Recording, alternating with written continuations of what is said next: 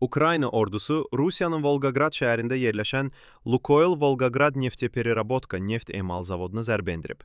Bu barədə Ukrayna Silahlı Qüvvələrinin baş qərargahı məlumat yayıb.